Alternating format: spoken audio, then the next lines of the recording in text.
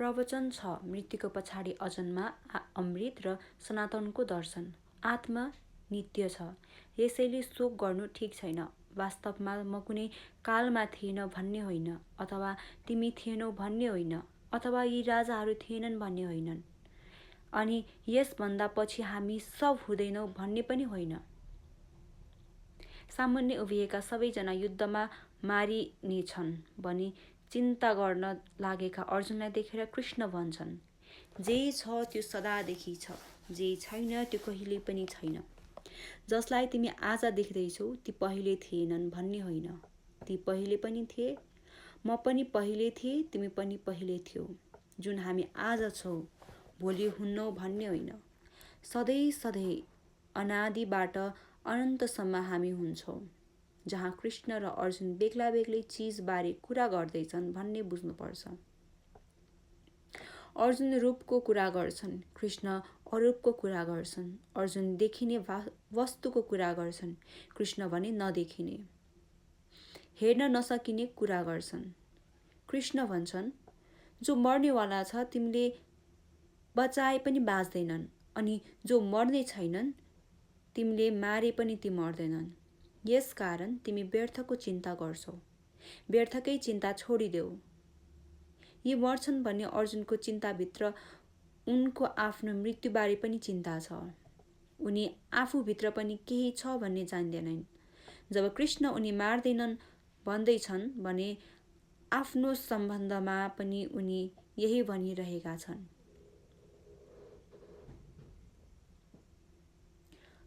परन्तु जसरी जीवात्माको यस शरीरमा कुमार, युवा र वृद्ध अवस्था हुन्छन्, त्यसरी नै अर्को शरीरको पनि प्राप्ति हुन्छ।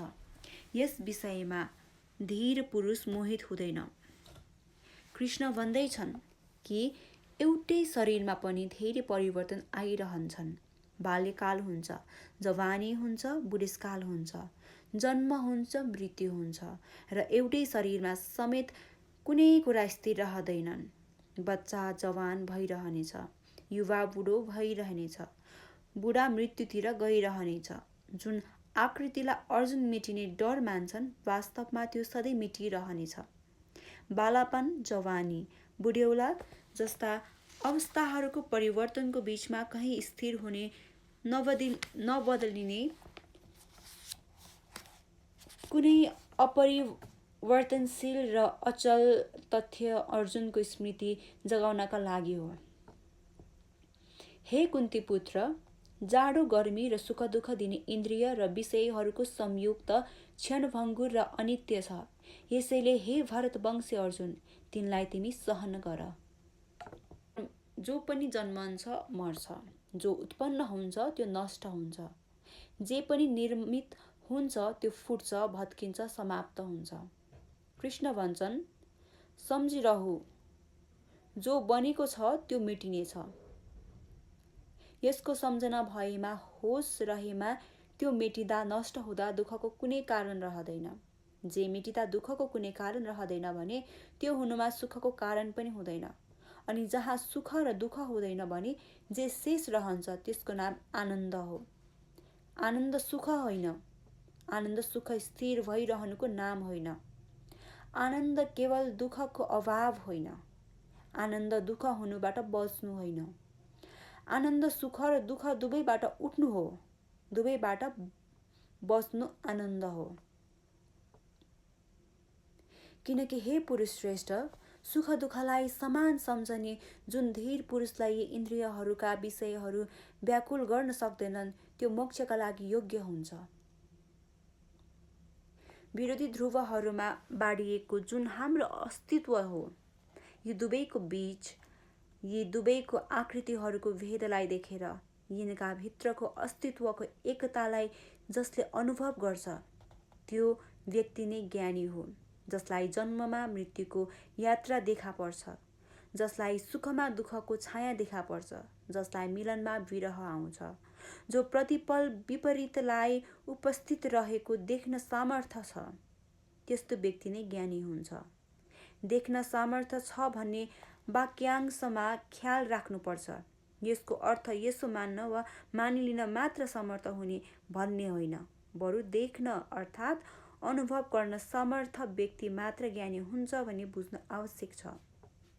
किनभने मानिलिएको सत्य अस्तित्वको कमजोर धक्कामा समेत छरिन खस्न सक्छ। जानिएको सत्य नै जीवनमा छरिलिँदै यताउता फैलिँदैन। जो सुख दुःखको पुरा पत्तो लगाउँछ र सुखमा पनि दुःखको छाया देख्छ, सुख दुःख वारिपारि पारदर्शी ढङ्गले देख्न सक्छ, त्यस्तो व्यक्ति ज्ञान प्राप्त गर्छ।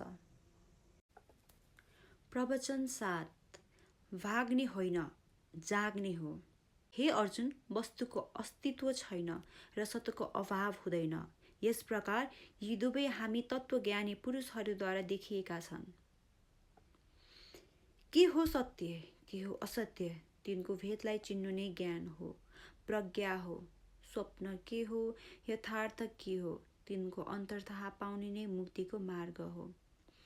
कृष्ण भन्छन्, जो छ त्यो सधैँ हुन्छ र नहुने कुनै उपाय नै छैन, नहुने कुनै सम्भावना नै छैन। त्यही सत्य हो, रियल हो। जो छ तर कहिल्यै थिएन र कहिल्यै फेरि हुन सक्दैन, जसको नहुने सम्भावना छ, त्यही अनरियल हो, त्यही असत्य हो। जो देखा पर्छ, हुनु जस्तो धोका हुन्छ, यसको नाम असत्य हो। संसारलाई जब असत्य भनिएको छ भने त्यसको अर्थ संसार छैन भन्ने होइन। चेतनाको यस्तो पनि अवस्था हुन्छ जब हामी बिउजिनुबाट पनि जाग्छौँ।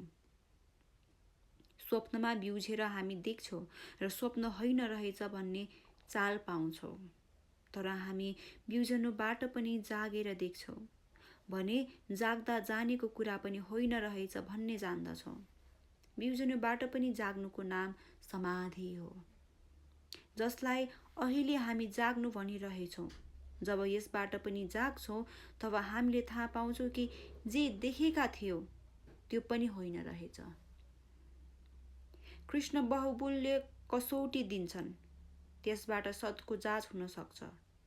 सुख अहिले छ, एक दिन पहिले थिएन र केही दिन पछि फेरि हुँदैन। दुःख अहिले छ, क्षणभर पहिले थिएन, क्षणभर पछि फेरि हुँदैन। जीवन अहिले छ, हिजो थिएन, भोलि फेरि रहँदैन।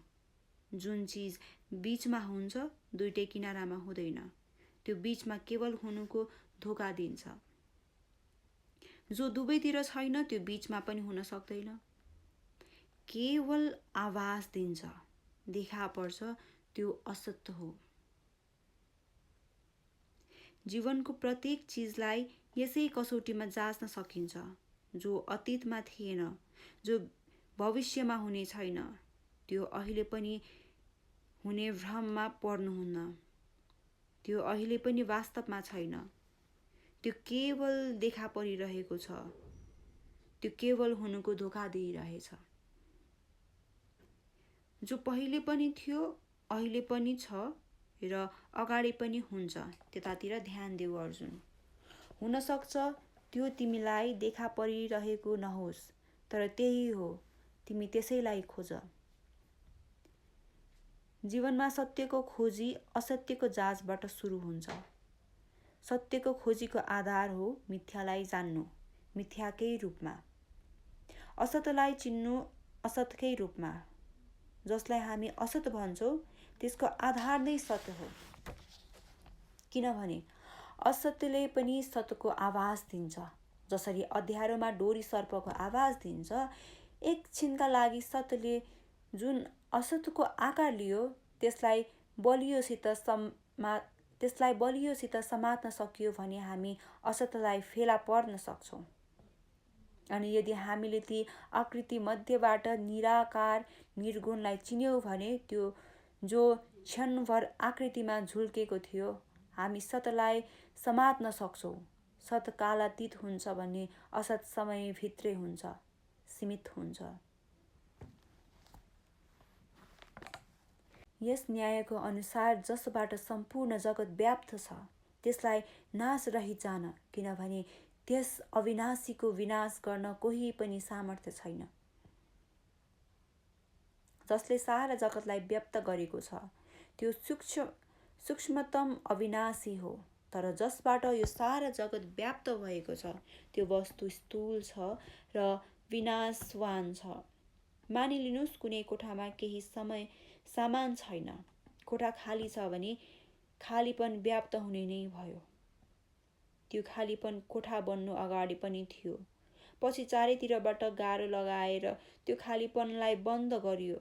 यसरी कोठा बन्नु अघि पनि खालीपन थियो र कोठा नरहे पनि खालीपन कायमै रहन्छ। खालीपन अवकाश हो, स्पेस हो, आकाश हो। त्यो थियो र सधैँ रहनेछ। आकाश विराट छ, अनन्तसम्म फैलेको छ, जसको कुनै किनारा छैन। त्यो कहीँ बाट सुरु हुँदैन, कहीँ अन्त हुँदैन। त्यसका लागि थियो, छ जस्ता शब्दहरू उचित हुँदैनन्, किनभने जो कहिले पनि भएन त्यसका लागि छ भन्नु ठिक हुँदैन। वृक्ष छ भन्नु ठिक छ, मानिस छ भन्नु ठिक छ, परमात्मा छ भन्नु ठिक छैन। परमात्मा छ भन्नु पुनरुक्ति हुन्छ। परमात्माको अर्थ नै हो जो छ। यसलाई दोहोऱ्याउने जरुरत छैन। चिजहरू बन्छन्, नष्ट हुन्छ। जो बन्छ त्यो बिग्रिन्छ, त्यो स्थूल हो, त्यो देखिन्छ। जो बन्दैन त्यो बिग्रदैन, त्यो सूक्ष्म हो, अदृश्य हो।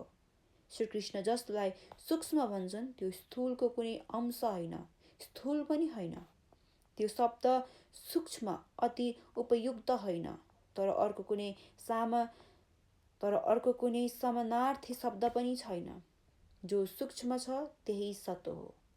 जो आज होला भोलि हुने छैन र जो छुन समात्न सकिन्छ त्यो असत्य हो। यस नाशरहित अप्रमेय नित्य स्वरूप यी जीवात्माका शरीर नाशवान भनिएका छन्। यसकारण हे भरतवंशी अर्जुन, तिमी युद्ध गर। अर्जुनलाई युद्ध ठुलो सत्य प्रतीत भएको छ। शरीर ठुलो सत्य लाग्छ, मृत्यु ठुलो सत्य लाग्छ। उनको अप्ठ्यारोपन स्वाभाविक छ। उनको कठिनता हामी सबैको कठिनता हो। जो हामीलाई सत्य लागेको छ त्यही उनलाई पनि सत्य लागेको छ। कृष्ण उनीसँग अर्को दुनियाँको कुरा गर्छन्। यो शरीर ती शरीरधारीहरू देखा पर्ने सारा जाल स्वप्न हो। तिमी यसको चिन्ता नगर, युद्ध गर। अहिंसावादीहरूलाई कृष्णको यो भनाइ मन नपर्न सक्छ। यो कुरा राम्ररी बुझ्नुपर्छ कि कृष्ण न हिंसक हुन् न अहिंसक हुन्। उनी भन्छन् कि जो मारिन सकिँदैन त्यो बचाइन पनि सकिँदैन। उनी यति मात्र भन्दैछन्, शुभ या अशुभ एउटै स्वप्नका भाग हुन्। हिंसा र अहिंसा एउटै स्वप्नका भाग हुन्। स्वप्नलाई स्वप्नकै रूपमा जो जान्दछन् ती सत्यलाई उपलब्ध हुन्छन्। कृष्ण अर्जुनलाई जागरणको प्रक्रिया बताउँछन्। अनि जो यस आत्मालाई मार्ने सम्झन्छ तथा जो यसलाई मरेको मान्छ ती दुवै जान्दैनन्, किनभने यो आत्मा न मर्छ न मारिन्छ। जो छ त्यो न मर्छ न मारिन्छ। जो हामी भित्र छ त्यसको नाम आत्मा हो। अनि जो छ हाम्रो बाहिर उसको नाम परमात्मा हो।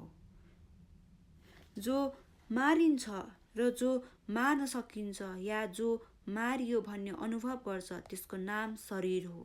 हाम्रो बाहिर त्यसको नाम जगत हो। जो अमृत इमोर्टल छ त्यही चेतना हो। अनि जुन मर्त्य छ, मरणशील छ त्यही जड हो।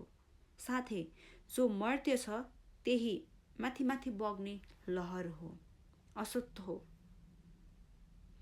अनि जो अमृत हो त्यही सागर हो, सत्य हो। कृष्ण भन्छन्, शरीरलाई मार्नाले आत्मा मर्दैन, शरीरलाई बचाउनाले आत्मा बच्दैन। आत्मा न मर्छ न बाँच्छ। वास्तवमा जो मर्नु र बाँच्नु भन्दा टाढा छ त्यही आत्मा हो, त्यही अस्तित्व हो।